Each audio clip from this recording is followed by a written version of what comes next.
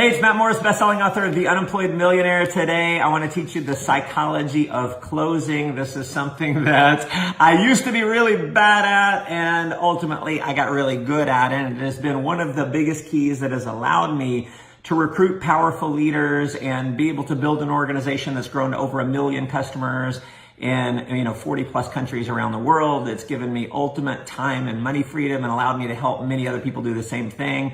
And listen, if you are interested in learning more about becoming a powerful leader so you can recruit powerful leaders and have ultimate time and money freedom, hop over to leadwithmatt.com. So listen, I want to give you what I would consider to be the foundation of closing, especially as it relates to network marketing. Now, this will carry over into other industries, and I will tell you, I've done all kinds of closing outside of network marketing but for the last 18 years, I've been full-time in this profession, and it is one of the biggest challenges that network marketers have, and it's a reason why they suck so bad at recruiting. And so let me give you the framework, the foundation. And listen, I was told long ago that if you want to build a really tall building, you've got to dig a really deep foundation. So I want you to understand the most important fundamental foundational principles as it relates to closing. And so number one is you want to have fun in the process. And this is something that I try to do all the time, whether I'm giving a one-on-one presentation, I'm doing a home meeting, I'm doing a talk in front of, a few hundred people, or in a stadium with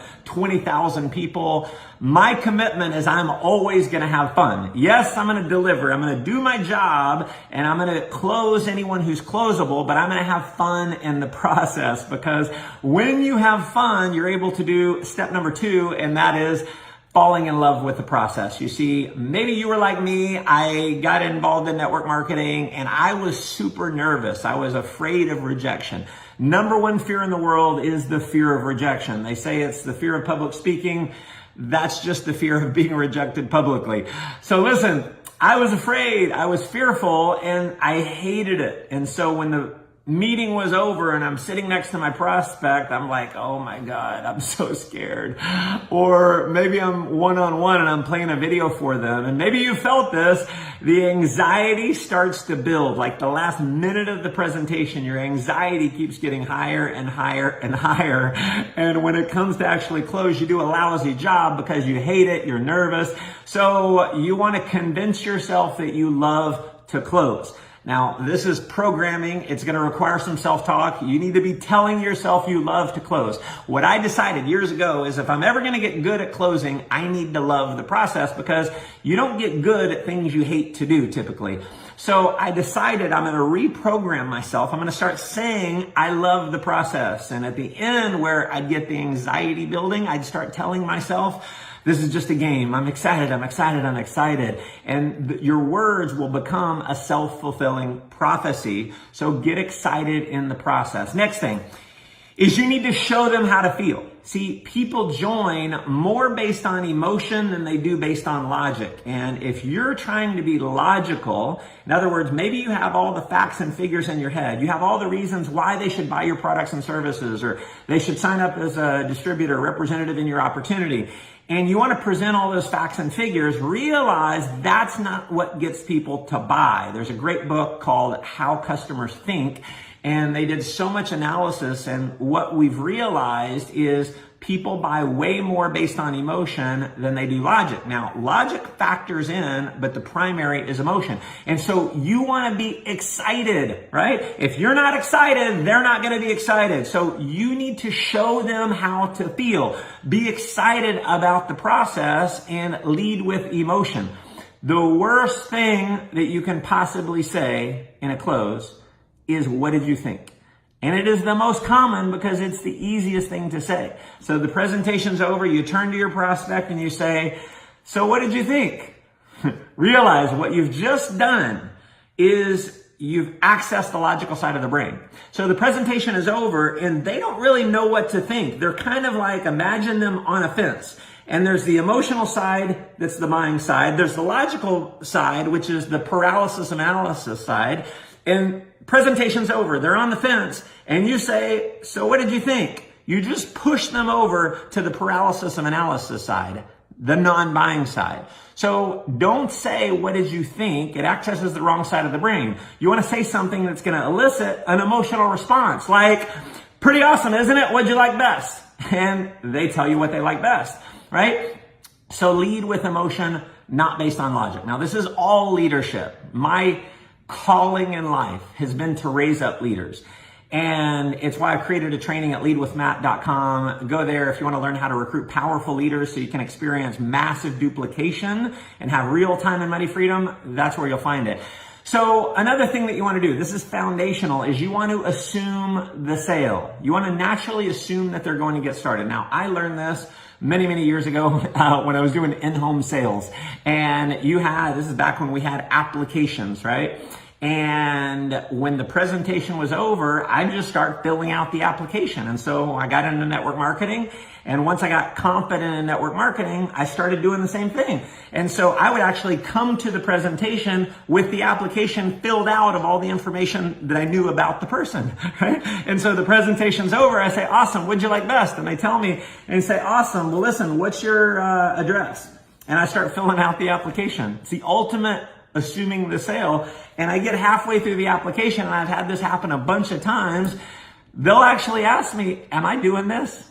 And I say, yes, welcome to the team, right? So you want to assume the sale. Now, I'm not saying it's kind of an old school tactic, but the point applies. Assume the sale. Now, not only do you want to assume the sale. See, I'm going to give you something. If you're going to show someone your business, one thing that you can say, let's say you're leaving the house and you're talking to your wife. You say, hey, I'm going to go show someone the business.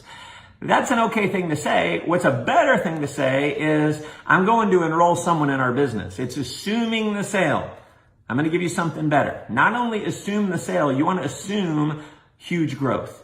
Okay, so instead of I'm going to enroll someone in our business, you say, I'm going to launch a new team. So when you're going to show someone a business, your mindset should be, you're not just going to show someone, you're not going just to enroll someone, you're going to launch a new team. And those words, again, are going to show up energetically. You're going to be a lot more powerful. You're going to be talking to your prospect differently if you're assuming the sale. Next thing, there's 3 main questions that people want to know when they get started. And a lot of times these are unconscious. Okay, is number 1, does it work? Number 2, can I do it? Number 3, will you help me? So maybe network marketing is new to them. They've never done it. Or maybe they did network marketing and they never had any success. And so you want to effectively answer those questions. Does it work? Can I do it? Will you help me? Answer those 3 and you're going to have a much higher closing ratio.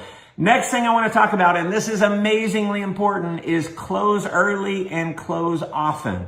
Here's what I mean by that. Close early and close often. When the presentation is over, you go for the close. One of the huge reasons why so many people blow the sale is because when the presentation's over, maybe it's a hotel meeting or a home party, or you're going through a PowerPoint, whatever it may be, playing a video. When the video's over, the presentation is over, you keep going into sales mode. You keep telling more benefits and more benefits and more benefits, and you think you're helping your closing ratio when in fact you're hurting it. Why? Because this is a business of duplication. People need to know that this is a simple business. And if they think that they have to resell the deal or give all of this amazing information when the presentation is over, they're going to look at you and go, man, you're going to do great with this. But they won't join. Why? Because they can't do, or they don't want to do, what you've just done with them. Okay? So close early. When the presentation is over, ask them, hey, are you ready to get started? Okay? Close early. Here's what I mean by close often. Closing often is if they have questions, if they have objections, you're going to answer the question and ask them again. Okay? So the presentation's over. You say, awesome. You ready to partner up with me? And they say, well, how does this work? You're going to answer that question and you're going to say something like this. Do you have any more questions, or are you ready to get started? And then you're going to pause. We'll talk about the power of the pause in another training. So that's what I mean by close early and close often. Don't get into salesmanship after the presentation is over. You will sell yourself out of the deal. Last thing is you need to be sold out on your products and services. You need to be passionate about what you're selling. If you don't believe heart, mind, body, and soul in what you're selling, go sell something else. See, one of the reasons why I was able to become a powerful closer is I got involved in something, in a product or a service that I was generally passionate about. And my attitude is if they don't take my products and services, I'm doing them a disservice by allowing them not to happen. They lose if they don't buy my products and services. And because I'm so passionate about it, I can look them squarely in the eye with integrity and I can say, you need to do this. Or talk about the value of it and I can be passionate about it. And I'm telling you, it's the passion that sells. Great leaders have great passion because they believe in what they're selling. So listen, I hope you enjoyed this training as much as I enjoyed delivering it to you.